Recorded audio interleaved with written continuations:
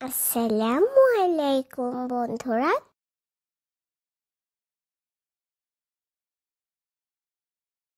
চলো তোমাদের একটা কবিতা শোনাই। কবিতার নাম কাজলা দিদি। লিখেছেন যতীন্দ্রমোহন বাগচি। বাঁশ বাগানের মাথার উপর চাঁদ উঠেছে ওই।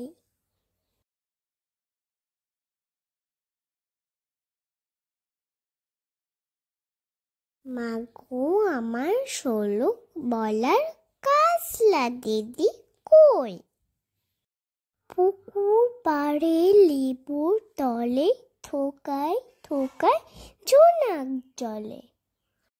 ফুলের গন্ধে ঘুম আসে না, একলা জেগে রই।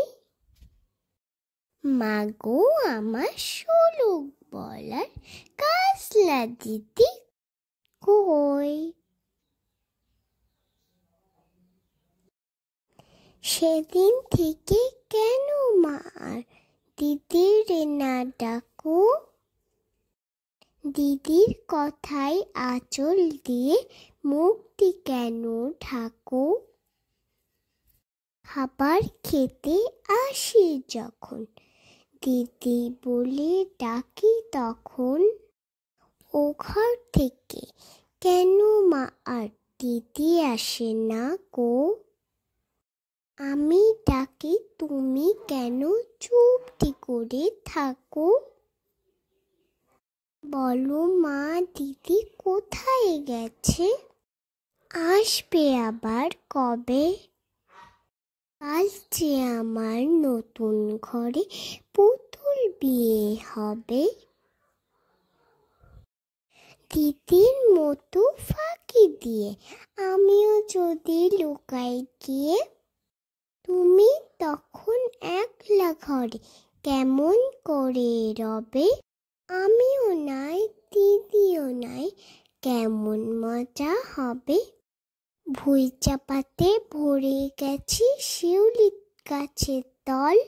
মারাস নেমা পুকুর থেকে আনবে যখন জল। ডালিম গাছের ডালের ফাঁকে বুলবুলিটা লুকিয়ে থাকে। উড়িয়ে তুমি দিও না মা ছিঁড়তে গিয়ে ফল। দিদি যখন শুনবে এসে বলবে কি মা বল? বাঁশ বাগানের মাথার উপর চাঁদ উঠেছে ওই। মাগো আমার শোলক বলার কাজলা দিদি কই? প্লিজ ছোট্ট বন্ধুরা subscribe my channel. Please like করো এবং শেয়ার করো। নতুন ভিডিও পেতে আমাদের সাথে থাকো। Thank you. বাই বাই ছোট্ট বন্ধুরা।